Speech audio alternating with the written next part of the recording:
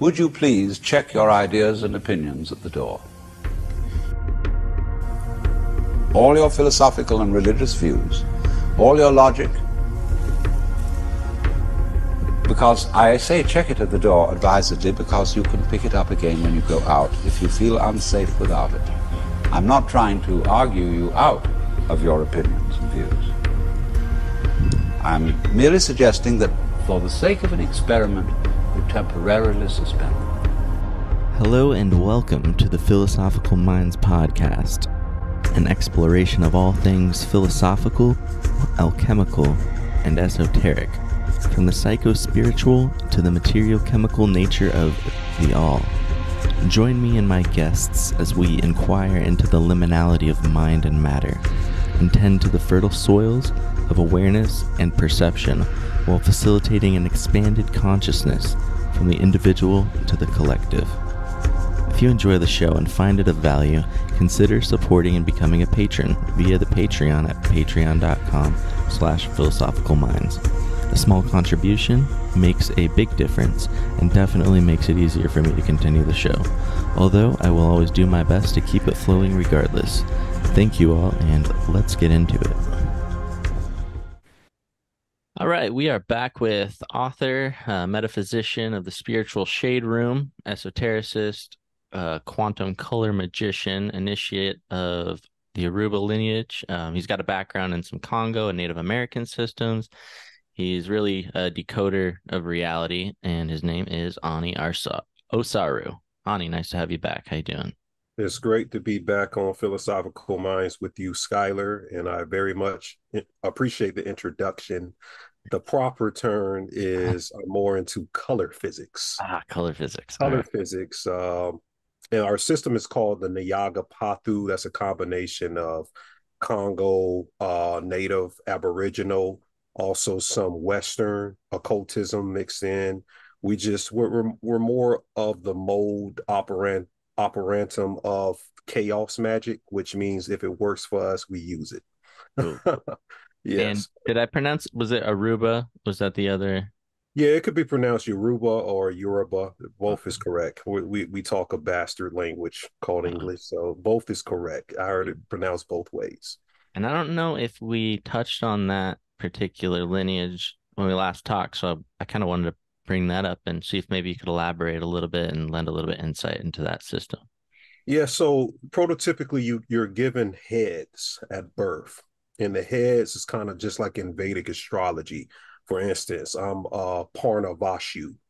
So Parnavashu, in my ascended sign, there's a deity attached to each portion planetarily. When you come into manifestation of the physical, there's a deity that governs the physical. There's a deity that governs the moon. That means the mental aspect. There's a deity that governs the sun, the egoic aspect. So in Yoruba, you have heads. That's what they call it prototypically when you're given it by Gwasa. And these heads, like for instance, my head, I don't have my thing going over there, but it's a shosi will be my head. Somebody else's head may be Ogun. You'll hear Ogun a lot. Some of the feminine practitioners, their head may be Oshun or Yemenya or Oya. And different archetypes of these deities govern certain modes of operatum of what you need to do in magical operation to have the energies work for you on certain specific days and to be in the good grace and favor of your karma. Is for you to do certain things ritualistically to keep up on a daily. So it grants what you would call a benevolent lifestyle. So it won't be so hard, and the malefic transits in your planets. Yoruba believes if you go down a Sergunic path to the deity, Sergunic meaning you are a patron to a deity versus Nirgunic, meaning I'm the deity in physical form.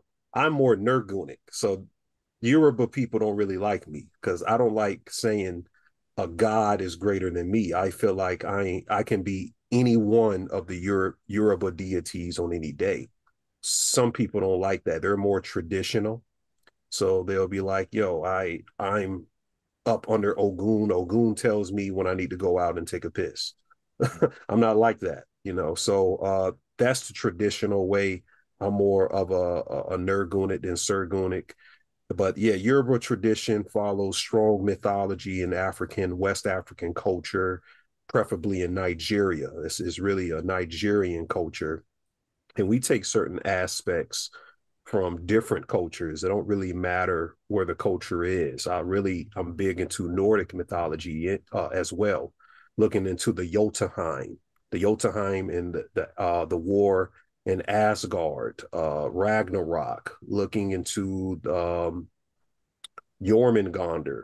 You ever heard of Jormungandr? No, I don't think so. Jorm, Jormungandr is the serpent, the world serpent that Thor battles in Ragnarok, is actually a metaphor for gravity. Hmm. And Thor is electromagnetism. His hammer Mjolnir is actually the heart chakra when you get deep into the esotericism, because the heart chakra is causing electromagnetism. In Yoruba, Thor, before he's Thor, he gets his attributes from the Yoruba god Shango. Some people call him Shango. Shango is the god of thunder and lightning. He's one of the oldest gods of thunder and lightning of all time, preferably even before Zeus. Wow. So a lot of the archetypes of later on cultures, they get a lot of things from Shango, because a lot of the original Israelite gods were lightning thunder gods, you know. Yeah. And then where does like a figure like Zeus fall into like maybe a correspondence within that system? Well, to me, if you ask me, that there's different answers, Skylar. So you're asking me the question. I know you are asking me, but there's a politically correct answer to that question. Zeus, to me, he's more of an Ogun type of figure, a father, overseer type of energy. Zeus, when you look into the mythology of Zeus, he is not a benevolent god. Zeus has done a lot of, he's the king of all gods, but he's done a lot of messed up stuff, a whole lot of messed up things, even raping a lot of the goddesses and raping human women and having demigods. He does what he wants. And that's more correspondent to the Gnostic text of this deity named Yaldabaoth. Hmm. So most of the masculine figures I see in certain traditions, just like Yoruba, are reflective of the Gnostic archon demiurge. Hmm. So that's why I would never make one of them my head, so to speak. I don't want to operate in an archonic mindset, because what happens is the energy dies out, because so many people get initiated in the system that they're not supposed to be initiated in. It was supposed to be for a certain culture, kind of like how you have a cloud device to your computer. Hmm. These people created an astral plane cloud device to upload their ancestors into. In the tradition of Yoruba, keeps the energy functioning. So when you leave the body, you can upload yourself into the cloud. When you start to take everybody all over the world that comes in and learn this powerful system, and they start uploading themselves to the cloud device, the energy gets, diluted a little bit, and it's not as powerful as it used to be, and it becomes archonic. It becomes parasitic after a while. Yeah. Speaking of leaving the body, I was just before we jumped on, I was watching one of your videos on your YouTube where you're talking about like the metaphysics of death, according to I think it was like Sufic and Islamic traditions and physics, and um kind of how like the astral grid ties into things potentially, and then something called the Barzakh. Yeah. I was hoping that'd be cool if you could like talk a little bit about all that stuff. Yeah, so prototypically, when you look into Sufic mysticism, um, there's a book you can get called Man of Light by Henry Corbin. Henry Corbin is one of the most renowned Sufis that has scholarship that you can look into the science and the metaphysics of death. And basically, what I explained in that video, how the Sufis look at it, you're immediately met by by a army of light when you leave the body. And well, first they allow for you to see your funeral. And while you're in that dormant state, you get to see your funeral. You have to return to where your astral body last, I won't say last attached, wherever your corpse is, it takes years for the astral body to detach itself if you've never detached your silver cord lining. Everyone has this silver cord lining, and throughout a lifetime, people who say they actually astral travel, a lot of people be lying because, well, you do astral travel when you dream, when you leave out the body, during dream time, because a lot of people think when you wake up in that state and they say that you can't move, what they call it, a witch riding your back or something, or a hag. You ever had that happen when it's real heavy on your chest and you feel like you want to scream and you can't? The explanation for that is that your soul hasn't fully gotten back into your body from traveling from where it was. That's why your motor skills haven't returned yet. So some people have a practice, it's called astrodynamics, of getting out of the body on a regular. They can sit in their chair, they can close their eyes, lean back, and they can literally just go to wherever they want in their mind and literally leave. I'm not saying it's a imaginative hologram of something. They're literally gone. Other people, they just, use certain words and they say, I astral travel. So at the point of death, if you haven't done that, the body has to fully disintegrate before the soul leaves permanently. So it takes years for your body to disintegrate. So you're in the graveyard next to all of these other spirits that probably never practice a spirituality of the same, of astral travel. So you want to tell your family to bury you next to family members because you don't want to sit years in the graveyard and your astral form is in this polluted cesspool of other people who's done very bad things. I mean, or some people probably had a fairly good life that just didn't know about astral travel. So after all of that processes and goes through, what happens is a army of light. They look like shards of light. That's what the Gnostics call it. They come and they see whether or not you can enter into the quantum monad of the aeons. And if how they measure that is how much light that you gathered while you were in the flesh, they can see pretty much, or they can, it's probably some mathematical exchange of information where it grants you access to leave this certain reality and enter into a multi-dimensional plane where the monad is, where these aeons that develop consciousness on low vibratory levels that we exist in, you can ascend and start your journey in that multiverse versus being in the physical, whereas everything's slow and, I call it retarded light pretty much. It's more harder down here. It's very much punishment, kind of, when you look at it, to be in the physical body, because the truth is we all have to leave these vessels. So if we all have to leave it, that means we aren't the body. We have to be something else in the body, which is consciousness, of course. And quantum physicists still don't understand what consciousness is fully. Well, some of them think they do. So this is what we're dealing with. That's the metaphysics of death. You're trying to get back into the multiverse monad and enter into the aeons and get closer to the transcendent God, which the word God just means a lord over a reality. Can you elaborate a little bit more on the aeons, like in their whole place in the grand scheme of existence and how they may relate to different other, like where are we related to them? Where are other beings? How do they fit into this whole thing? And maybe describe a little bit of that. Absolutely. So they're called syzygies in psychology, union psychology, who studied under Freudian. Syzygies is when a man, we have a feminine half of our mind and women have a masculine half of their mind. That's called the anima and the animus. Mhm. These anima and animus are contingent on a mirror rim of consciousness called aeons.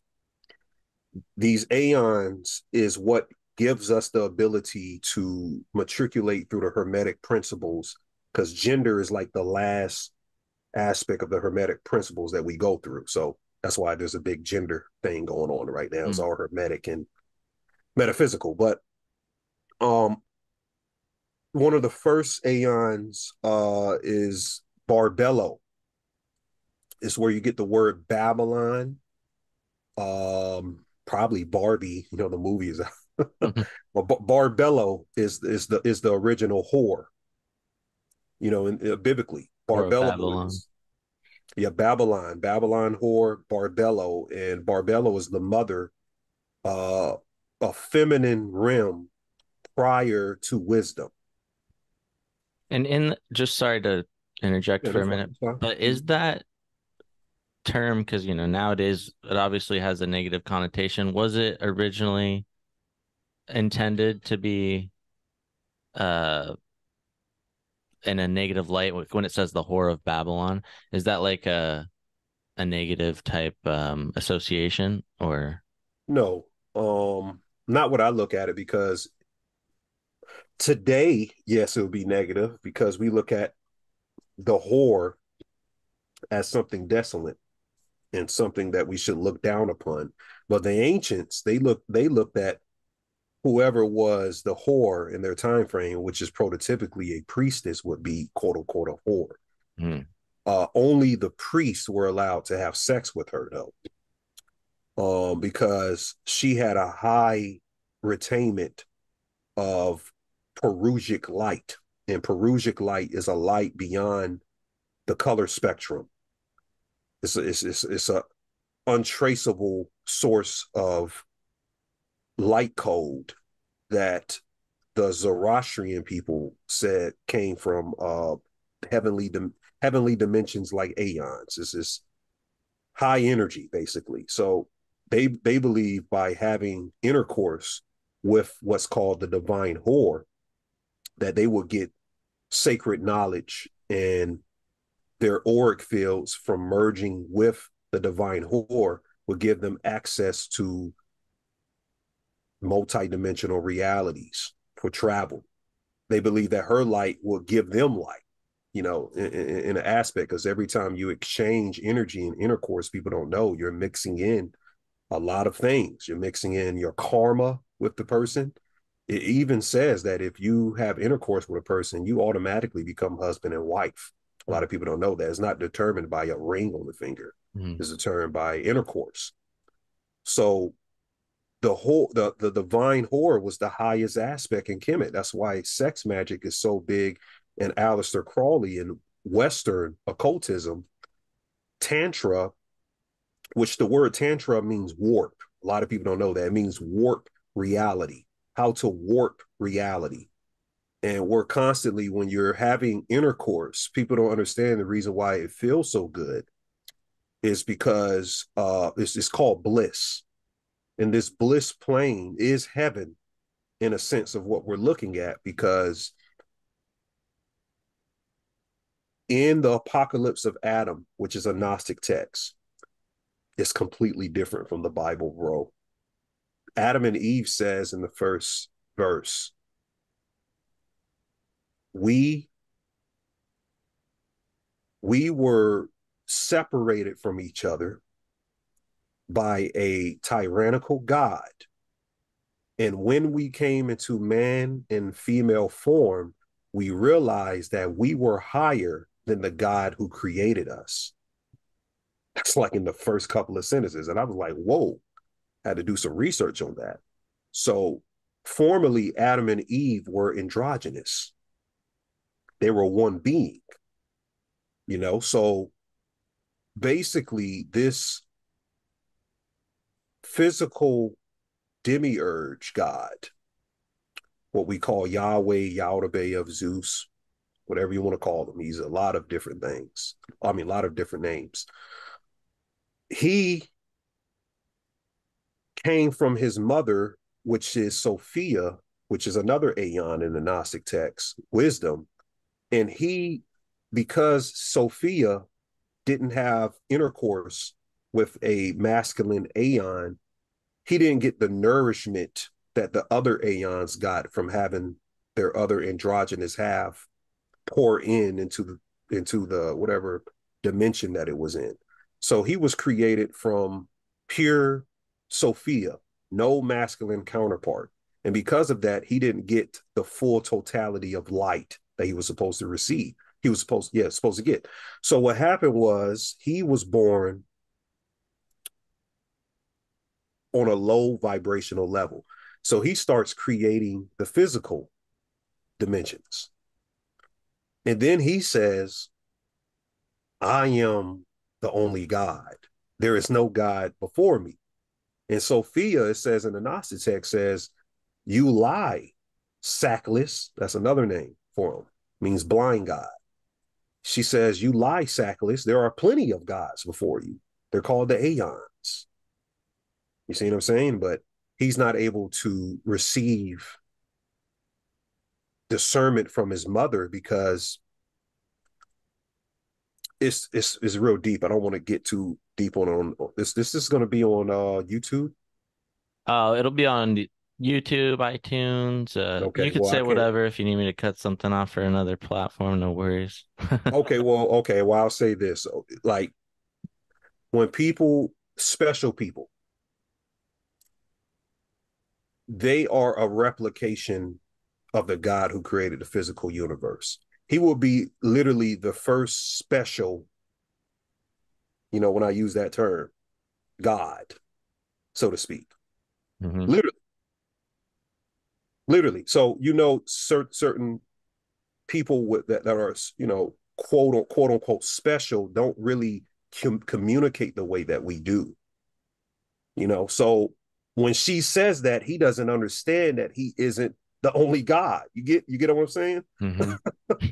So he keeps creating physical universes, trapping us further and further, and he starts to take light from places he's not supposed to be reaching his hand in, and he's putting the souls of this light into his universe and making them into humans. So what ends up happening, Sophia says this has to stop. So what she does, she sends her first son, it says in the text. The first son is called Sirius, the dog star.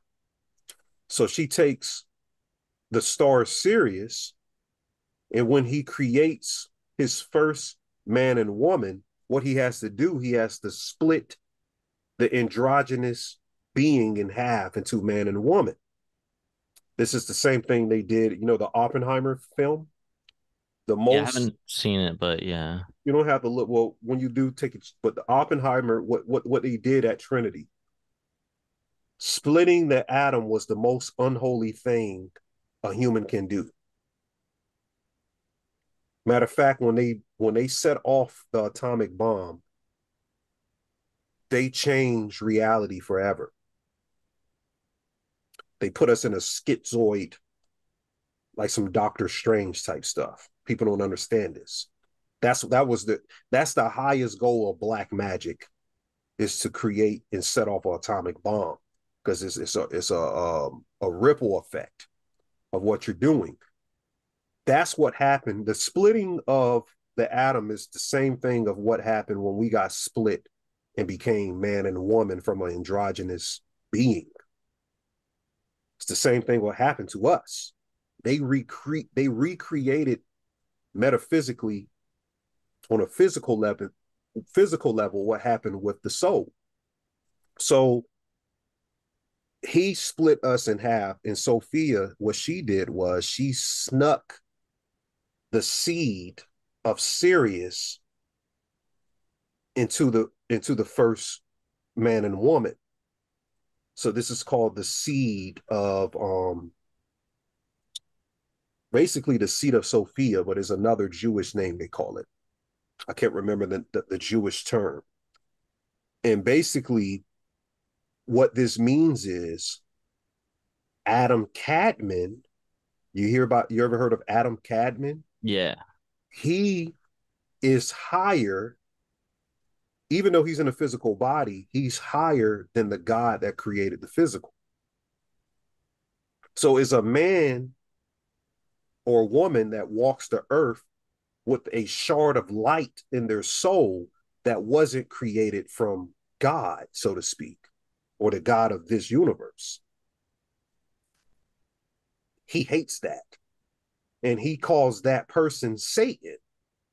See, man is Satan. That's what people will never get. Man is the enemy of God isn't the polarity of evil. The polarity of evil is ignorance.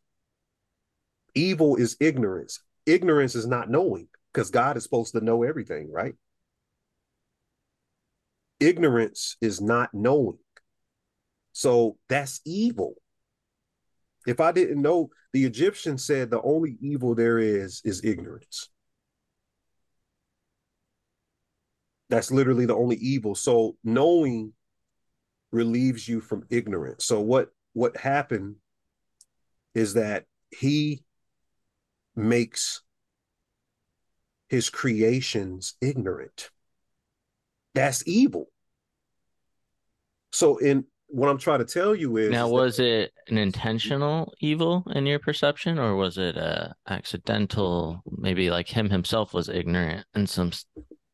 well, it's a combination of both.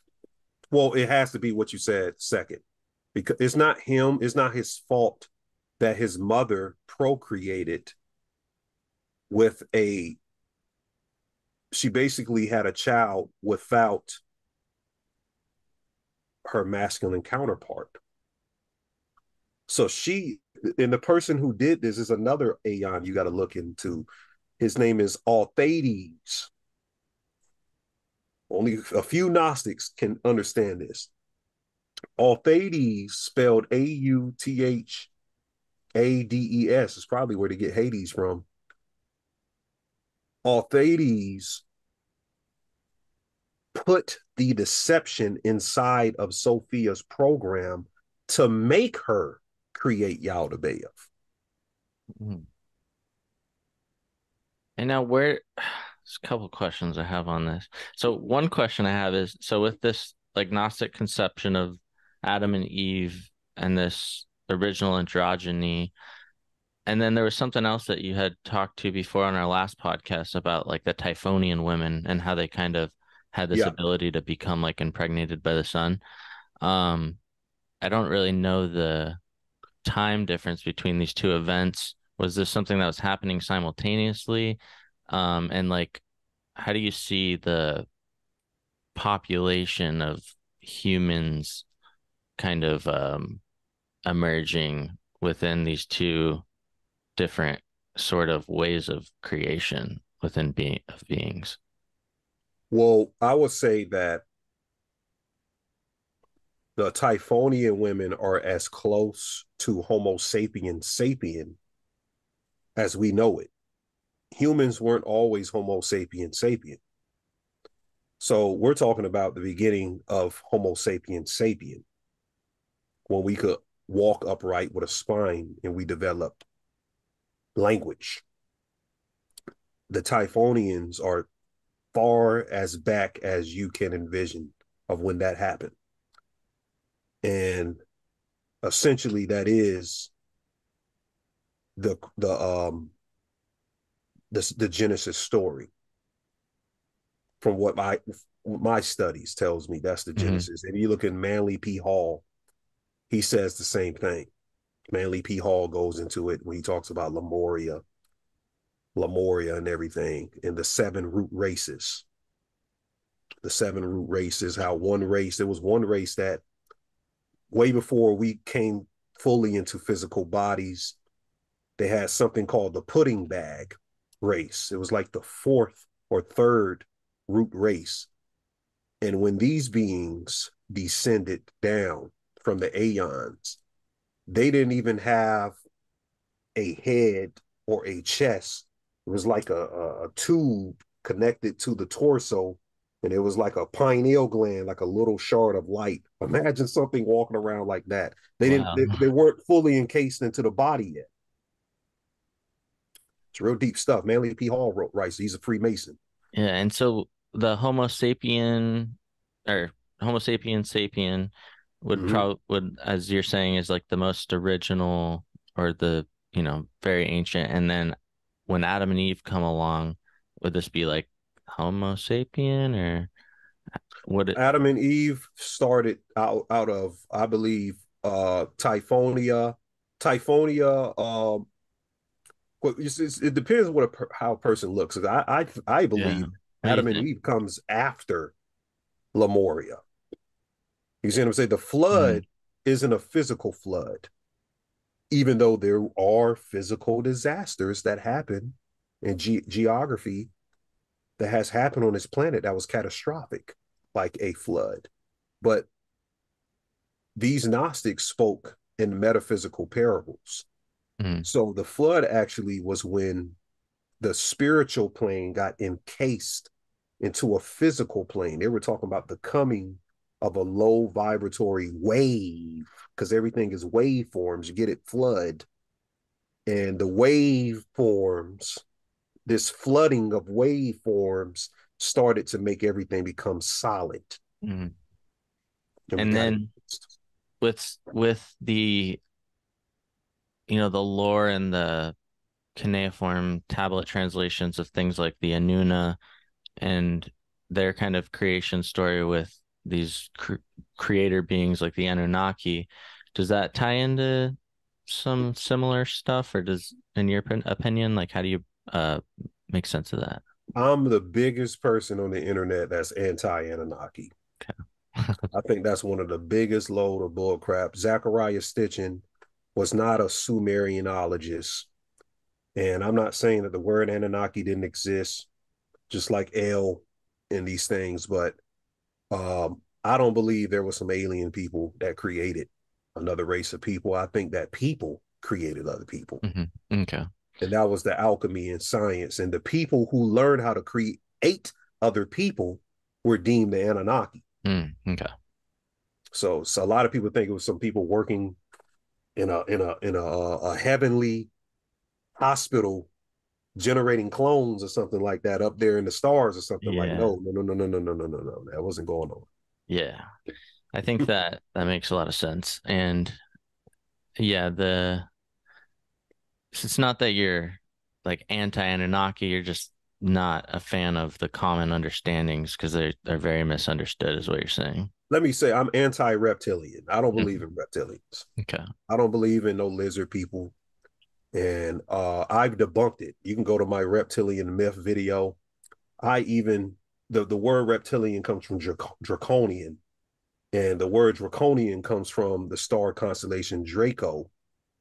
And I even proved that the person who named Draco was off with his mathematical calculation of where Draco was, Mm. because it was named by the Greek alphabet, uh, based on 22, the 22 Greek alphabet. They will constantly stack the names of different Greek names. And he misnamed Draco. Draco was supposed to be named Hercules Iota. That was Mm. supposed to be the original name of it. But he messed up, and then people caught that he messed up in later scholarly, um, uh, uh, like in the 1800s, they figured out that he messed up. Matter of fact, his name was Ptolemy. Oh, okay. Yeah. Ptolemy messed up. And then they figured out he messed up, and they didn't correct it. Mm. And then the Freemasons took it, and then they did their thing with it. And that now they've created what I call a mythoposis, something that's metaphysical, describing quasi mysticism, and they've made it into something literal, which now makes the cults of Edom believers of the anti gods, which destroy this dimension. When we believe in a falsified reality, the mind is a very powerful thing. The mind is meant to expand. So we're creating literal reptilians through our ignorance, not literally. Let me say that. Now they say Ani don't say people creating reptilians. People got Uh, to expand your yeah, mind. for sure. Yeah. What about the Christos? And then, there's like Christos Sophia and that thing. Does that tie in with the aeons in your conception? Well, that seed that I told you that came from Sirius is called the Christos seed. Mm. The story of Sirius is the story of a Perusian light that entered into the pineal of the first people that came into inception of a Homo sapien form, the final form of our humanoid forms that we know of, because the seventh root race were supposed to acquire two spines from Manly P. Hall's work, and then we're supposed to assume we're supposed to literally disappear and not be form at all anymore, which makes sense. That makes sense to me because we weren't form in the first place. I mean, I'm talking about in a physical sense. Yeah. So this light is in a certain soul genetic pool data of people. And they are the Christos, and they are the people that can awaken people, and they can do metaphysical miracles. They can put their hands on people. And I know this one guy, he mastered color physics, whereas you hear about some people, he can raise his hand and put it up to a woman's stomach and go up and down on her body and cause her to go into an orgasm. What he's doing, he's shooting a color from his mind at her. And the color is causing the orgasm, is causing the subtle bodies of her astral form to react. These are the Christos Hmm. seeds of people that are able to enact miracles, so to speak. That's another term that theology created. But Yeah. yeah. There's this something I was listening to recently with some Gnostic interview of some people. And I think there's this conception within some Gnostic circles of this dissension of the Christos that even made the demiurge repent, like, and awaken to the understanding that he was not the highest God. And I don't know if that's like a debated thing, or I'm sure it is, but it seemed kind of an interesting perspective. That the Christos made the demiurge like Yaldabaoth Ye- recognize that it wasn't. Yeah, like that event in within humanity um had an effect on the consciousness of the Yaldabaoth, or the Yes, demiurge. it did, because he realized that he did not create that. Hmm. So it was probably the first time that he realized something, because he's like a narcissist. I'm just calling it he, is really a it. It's a Yeah. narcissist. And it's like a cosmic extraterrestrial AI Mhm. system, a narcissistic one that believes nothing can undo it. And it doesn't see what is going to undo it, but it recognizes the Christos because it can see the light from the Christos, because the light in the Christos doesn't come from the realm it comes from. That's why Mm. it can see it. We can't see it because he put us into a lower vibration where we can't see. We have to raise the vibrations to see in the spiritual planes. We have to go through a lot of karmic life for us to lives, like reincarnations, for us to gain certain senses sometimes. Yeah. That's my assessment. But yeah, the Christos is what's going to undo him, and he knows it. That's why he awoke. He became conscious of it, and that shifted the conscious of the demiurge. We must destroy these people. So he's been trying to destroy these people for the longest. And so if we're to look at this from like a Kabbalistic perspective, like the top of the tree, or the Ain or the Ain Sof, or whatever, how would we relate the position of the demiurge and where that sits in relation to something like the Christos and where that descends from? Doth. Okay, first of all, you got to look into the Klepoth. Which is like the downward tree, right? The downward tree is where all the fun is. The downward tree is the real world. The Sephirotic tree is the emanations of the night side tree. The night side tree is the actual quantum realm, which is the spiritual plane. And the Sephiroth, or the spire of the Kabbalistic tree of life, is the subtle bodies, the astral forms, the chayas is a theosophical term, the shadow of the Klepoth.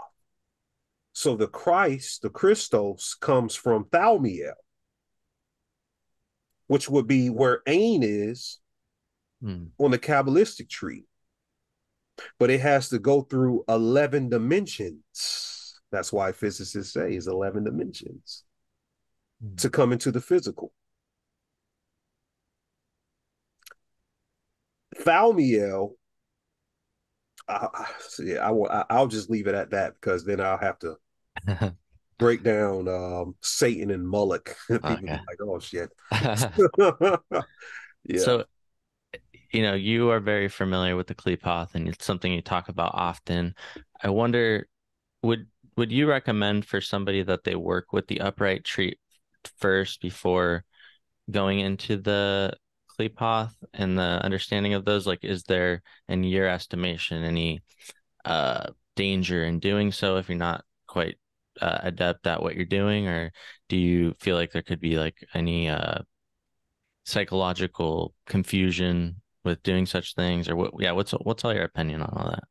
Astrologically, I would tell people to study Vedic astrology, sidereal or sidereal. Some people pronounce it that way. Astrology, tropical astrology is not what's going to get you there. I would tell people, if they have Saturn in their 8th house, if they have Saturn, I think you have Saturn in your 8th house, Skylar, because I'll have to check. Yeah, you have some. You get your Vedic chart, not your tropical chart, right? Because I feel like you're a teacher and a conduit of occultism. That's why you have a occult-based channel. Well, I won't say it's occult, it's philosophical as well, but you delve into metaphysics beyond the physical. People like that are attracted to that prototypically has Saturn in their 8th house. Those are the people that can work with the Klepoth. Now, if you have Rahu and Ketu, which are the shadow planets, the same thing as shadow planets, it's like your south nodes in tropical. The shadow planets are called chayas as well. They are holographic, illusionary dimensions that sometimes when people say they see reptilians or aliens, that means they have Rahu probably in their 3rd or 4th house. That's what makes them see illusions of alien extraterrestrial stuff. And they have to be aware of that to not be tricked by Rahu or Ketu. So people who have certain placements of Rahu and Ketu, the head of the snake, the tail of the snake, it will tell you astrologically if they can work with certain systems.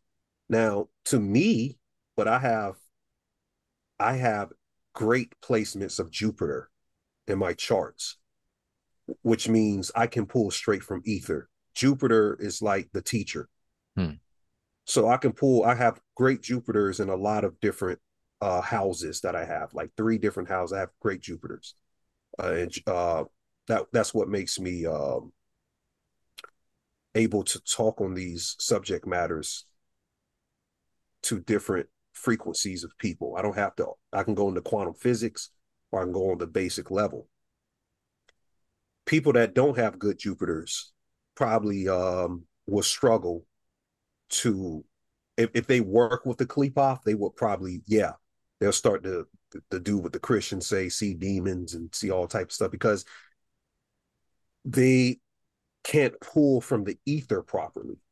They're too solid. They have too many earth planets or planetary. They have too many earth planetary influences. I have a lot of air in my chart. So it's a lot of stuff. Astrology can tell you a lot of that, bro. And people have to have the discipline to look into their charts and not look at it from a person who only studied it a couple of years. They have to get a deep, integral relationship with their chart. And I know some people that they can get in contact with that are blowing my mind. Somebody just blew my mind a second ago. And I know when my mind is blown, I'll be like, yo, you just blew my mind. Yeah, that is, I love it. You're always blowing my mind with interesting, fascinating things. Thank you, bro. So, let's see. I wanted to kind of bounce back. It's a little question. Curious of your insight and your opinion, like with the astral realm and whatnot. I I've done both, actual astral travel one time, and then, a lot of just not actually being out of the body. But and then there was years where I would attempt to astral travel, or sometimes I wouldn't, and it would just be this phenomena that has happened that I've heard a lot of other people talk about, where um it's almost like the state where you're just going to sleep. And for me, my experience has been at that point, there's like this very intense vibration that could be overwhelming. And Yeah, then I know you're talking about. often I would get sort of like a fearful feeling, and then I would almost get stuck like in like a sleep paralysis type thing. And then, but recently, I've been able to just kind of allow that effect to take place with not really having fear towards it. And it almost becomes like a very amazing, like pleasant, but like sometimes like a sporadic like vibration like moving throughout my body. Yeah, And I don't know, it's kind of interesting. It's something sort of new for me. And I don't know if you have any insight or perspective into that sort of thing. that's the Bendu seed I told you about. Mm, What you're learning how to refine moksha. That's what they call it, moksha in the Vedic terms. You're tapping into the brilliance of your essence mm, by doing what you're doing, and you're correcting by getting out of the body. You're preparing yourself. Astral projection. I tell people astral projection ain't really the top echelon of occult metaphysics. Hyperdimensional travel. When you understand hyperdimensional travel, which is dealing with mycelium, 30 grams of mushrooms, you will damn, see. that's a lot. Well, you got it. Well, some people are gurus. Some people, they're adepts.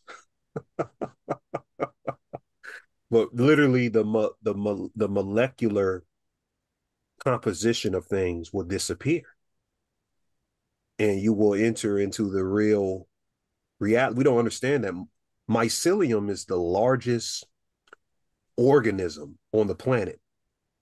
You want to talk about what the alien is? Mm, Their roots reach thousands of feet into the earth, and they say there's another sun in the earth. They call it the heart grid inside of the earth.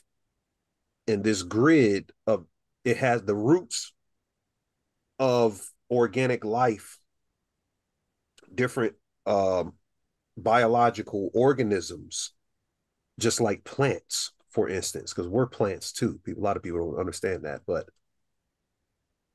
it is getting information from that inner sun. Hmm. That's why the Nazis, I don't know if I can say that word, but they actually understood that. But that inner sun, it gives information to the mycelium, and it's like a portal gateway. So it sends the information back into the what's the stuff? Not the DMT, the psilocybin. Hmm. And when you ingest and it defrostylates inside of you, it opens up portals for hyperdimensional travel. So what I'm saying is that astral travel is a practice of getting out of the body, a practice to hyperdimensional travel. Then once you actually get out, that's why they show in Star Wars when they go, what's that little mode they go into when the dimensions swirling around the ships, hyperspeed or something like Oh, that. okay. Yeah. They're trying to show you this is what it's all about. That's how they get to other star systems, right? Yeah. Same thing as Star Trek and stuff like that. There's literal a Star Trek episode, a new one on the whole episode is about mycelium and Yeah. how they said the mycelium, they said the spores power all of the ships in the galaxy. You know, Damn. but yeah, you're tapping into the Bendu seed, and the Bendu seed is the microcosm of the science to the grid of that inner sun that we have here. You know, it's funny now that I'm thinking about it. I think it was after our last conversation. I don't think it was before that I started to tap into that, which is interesting because you're the one that brought that whole thing up to me. Um, so yeah, I just find that interesting. Maybe it allowed me to kind of um have some kind of a framework for that or something. Yeah, man, I'm gonna write the book real soon. I just gotta get my mind to it. But yeah, all you have to do, bro, and anybody listening this, how I first tapped into it, I close my eyes and I imagine on my coccyx, that's the base of your spine. Imagine a gold string slowly wrapping up. Imagine it. The imagination is the key. Mm. Imagine it slowly wrapping up the base of your spine like a cocoon as it goes up your vertebrae, and you will feel this very, very warm heat immediately. And you'll start to feel something push. You feel like a pushing on your back, like something's Hmm. pushing up your back. That is the Shushana. That Mm. is the Kundalini energy. That is the way out of here. You are simulating, it's a simulacrum up out of here. Well, when you're doing that, that's what the Caduceus staff represents. Then when you're able to get that gold string to get up here and get into here, then you will know samadhi. Did a whole class on samadhi. And each time you reach samadhi, it's a crazy experience. Imagine as soon as you tap into it, bro, it literally knocks you out. You wake up on the floor or something like that. That's It's wild. like a yeah, it's like an atomic explosion. It's like recreating the Big Bang. So is this related to like Kundalini practices too? Like, and I'm curious, I don't mean to get vulgar or anything, but like Mhm. something like semen retention, I hear like a lot of people talk about um that and certain breathing techniques that can help allow somebody's Kundalini energy to rise or something along those lines. Is that like a legit thing or what's your It perspective? can, but it depends what type of shukra you have. Is another Vedic term. Your shukra, because I'm very. If you have Jupiter in certain placements, you don't really need to semen. You don't need to have a retention of semen. Um, looking into my chart, listening to the gurus. I'm just saying, because stuff is very vast, bro. Astrology is crazy, bro. It's real crazy. So they was telling me earlier, you can reproduce your semen 90 times faster than a regular person or regular man. I'll say regular man. I'm sorry. Damn. So because I have a lot of shukra. So certain people whose houses have planets in certain places, when you hear about semen retention, it's because someone did a astrological reading and saw that a person's astral subtle bodies was out of line planetarily, and they would say, hey, you would get a boost in your kundalini exercises if you would retain your semen and stop letting out so much. Then we get the information and it relays everybody needs to do that. And that's not true. As most things, it seems. Yeah. All right, so you had this video, and I wasn't able to watch it, but it seemed interesting by the title. It's called Gnostic Genetics and the Physics of Divine Possession. So I wanted to ask you about that. It sounds really cool. Yeah, that's a real heavy video. I would tell people to check that one out. The Catholic Church actually started the first world government. A lot of people don't know that. And I was telling people that if you go watch the movie The Pope's Exorcist, in the movie, they discover that the Catholic Church has been having certain demons incarnate as popes over centuries. And the demon, Not hard to believe. Yeah, the demon. It's crazy, bro. So the demon Osmodeus, his special ability is special from any other demon. His ability is he can possess several bodies at once. No other demon can do this. That's why they call him the king of hell. In hell, just to tell my Christians here, when you look into Gnosticism, hell comes from the word Sheol, Sheol, which is another Jewish Hebraic word that means shell. It's the origin of the word shell. And so hell, Sheol, or shell, is the physical body or the physical universe is hell. Even the word school, School, comes from Sheol.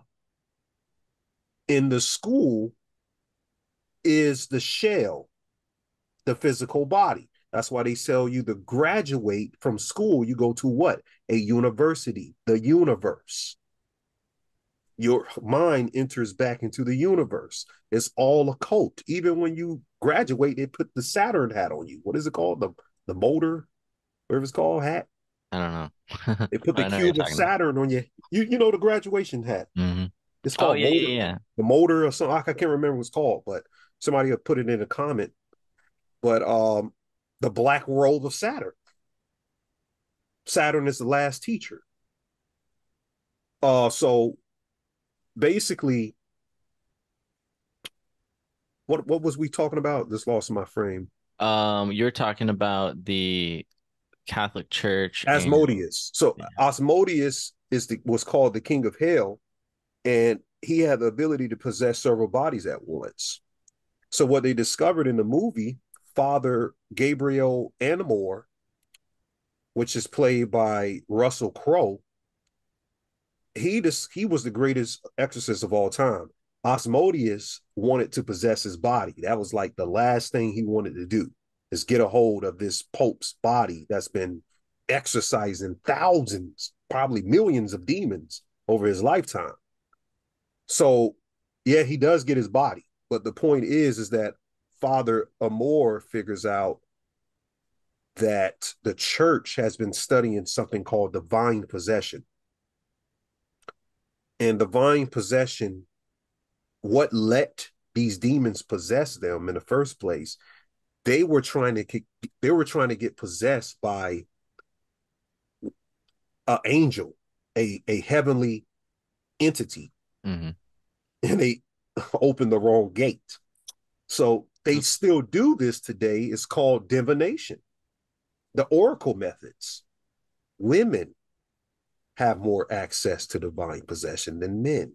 Men had to learn how to get divine possession, and it's basically having God enter, or the sources of God, the angels. Do we dare call it a pantheon? Raphael, Gabriel, Uriel. These are supposed to be appendages of God, so to speak.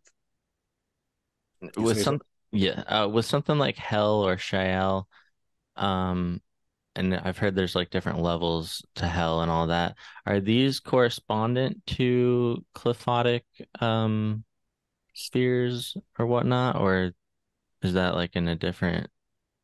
Does it? Okay.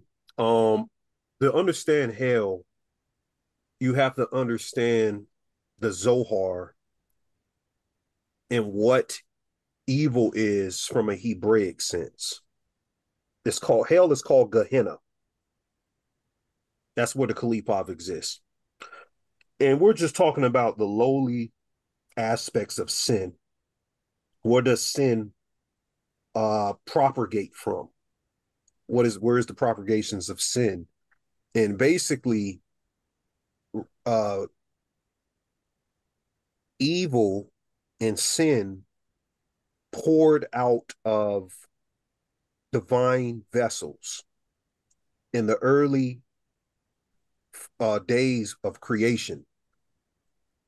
Basically, instantly when creation created good, it had to create evil as a polarity, but this evil polarity, it wasn't vast enough to overtake God's creation from what they're saying. It was trapped into shattered. They call it Shards. It's not shard. It's called shards. That's a term, but they're called husk. Mm. Oh, okay. That's what the Qliphoth means, husk or shells. Shells, these little dimensions, they broke up, and it's like shards because they're speaking about like a mirror, because Mm-hmm. the Qliphoth is a mirror, and it is a broken mirror. And these husk was created and dwelled inside of the universe of, or the dimensions of man, when divine or divinity was challenged. These shells were created to check the challenger and bestow wrath upon it to put divinity back in his right place. Mm. It's kind of hard to explain that, but Yeah. they're like lashes. They lash out. That's what evil is Mm.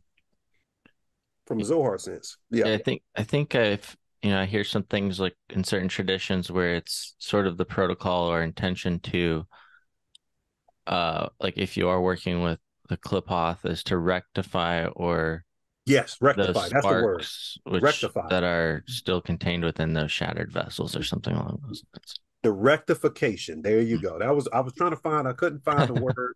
I was searching for the word rectify, Uh, rectify, and put it back. That's why it was created. What you just said. Anything, everything that Skylar just said. That's correct. all right, cool. Well, I don't know how much you are on time, but if there's any interesting things you want to get into or new slides you want to show or whatever, Yeah, I'm we could go happy. for a couple more minutes. I'll show Yeah, you some stuff. Let me show you some stuff real quick. Um, I'm in class right now. yeah, please, guys, sign up for Patreon. Um, we're teaching a lot of good science right now. So what I have in front of you is a presentation based on Ashihana Dean's discovery of the standard methods in sacred geometry. So what I have a niche in is understanding how light comes out of the terahertz of colors and how spirits communicate through the colors. So you come on Patreon, I'm going to start to teach you something called the Kathara. Now, all today we talk about the Kabbalah. There is something else above the Kabbalah called the Kathara. And the Kathara, basically, Kabbalah is 10 spheres. Kathara is 12 spheres.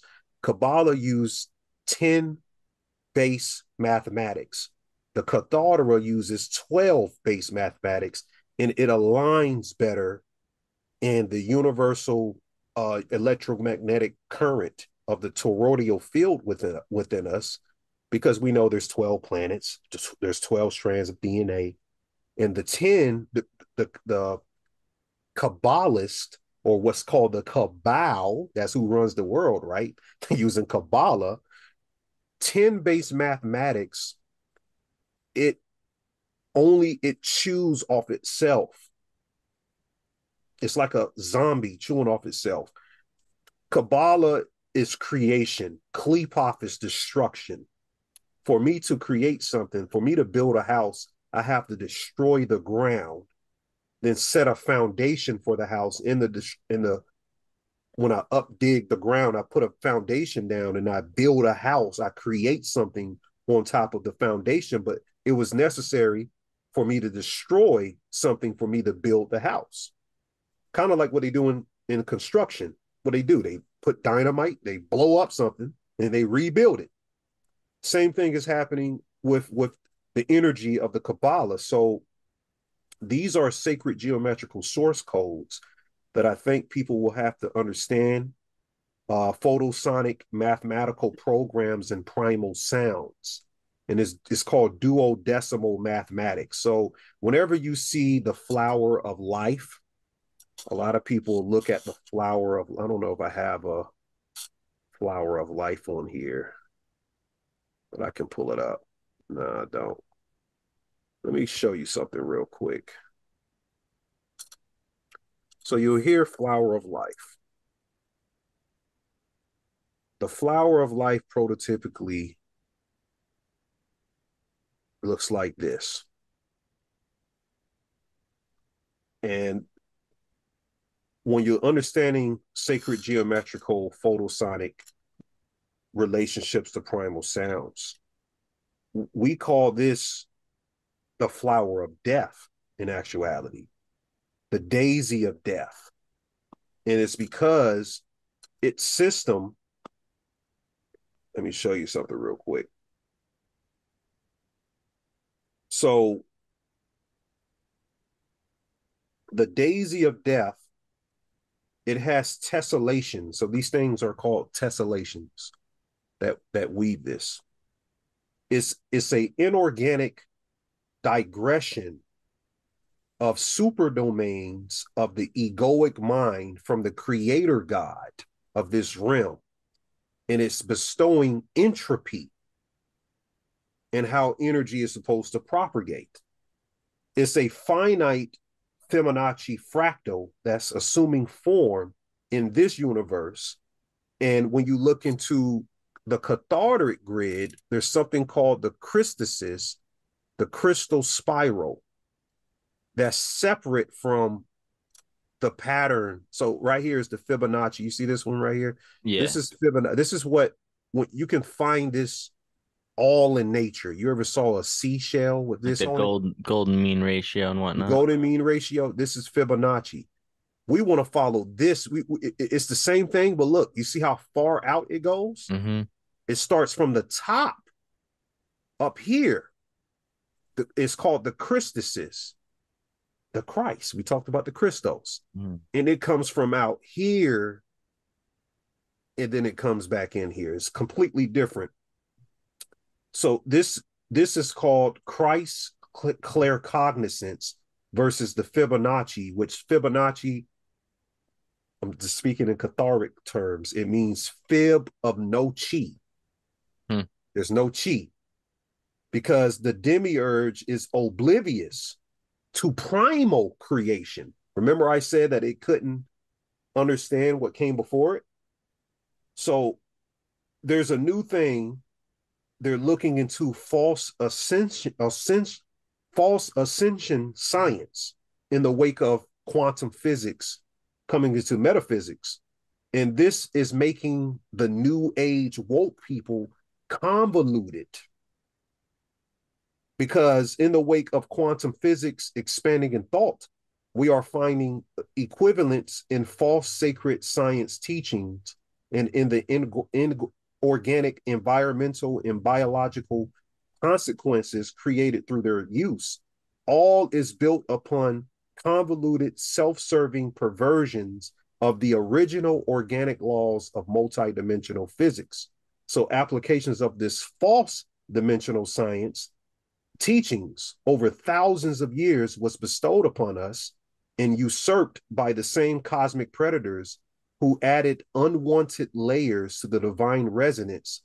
And this makes it inevitable for human evolution to go through a terrible toll, and the genetic effects is given in its incarnations threaten our planetary development. So it makes us not working in this Christological code of the Christuses. It threatens the planet. And that's what's going on right now with weather weapons, directed energy weapons hitting certain places right now. We have a cosmic predator from following Kabbalah and Qliphoth. And there's a higher science called duodecimal mathematics, 12-base mathematics, that we can follow metaphysically and track the soul and understand the cosmic language of the universe. So we're teaching classes on this right now, and we actually show people how to use colors. Every color, like up here, has a tetrahertz. So originally, you're supposed to fill your body using your imagination with a specific color, and that enables access to certain understandings of light. So when a person gets an idea and they say, aha, I know something now, or something I didn't understand, it just came clear to me. That's called light. The colors originally represented the fall of Lucifer.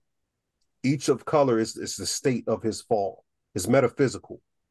And the ultimate light, you see this bright white light right here, which is Ain on the tree of life. It represents the atonement of the fall.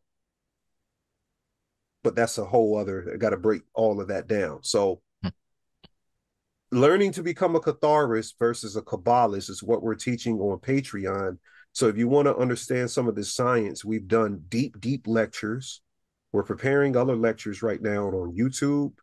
I'm on several platforms right now. You can catch me on Generation Z. I'm on Generation Z's Patreon. Oh, he's awesome. Yeah, Dave is awesome. We're doing something tomorrow. Me and Dave are going to put together a video tomorrow. I'm on Donuts, Tommy Truthfuls, Truth Mafia. You guys, if you into the Illuminati stuff, we're going to be covering the significance of why the objects that had blue on the Maui directed energy weapon were not burned. I'm going to break all of that down metaphysically. And this weekend, I'll be back on Patreon, and we're going to do a class on linguistics of the soul. Badass. Hell yeah. Yeah, bro. Well, I hope everybody goes and checks that out. And before we close out, are there any last thoughts, any last words? And then where would you direct the listeners to check out more of your stuff? No, I appreciate you, bro. Appreciate you so much. They can find me on patreon.com/the_spiritual shade room. The_spiritual shade room. You find me on Instagram, the spiritual shade room, and put the number 1. I post a lot on Instagram. Awesome. And I appreciate you for having me on, bro. Yeah, thank you so much. People seem to really enjoy the last one, so I know that they're going to enjoy this as well, full of just fascinating stuff. So thank you, brother, and yeah, till next time. Till next time, man. Have a good one, man. Cool.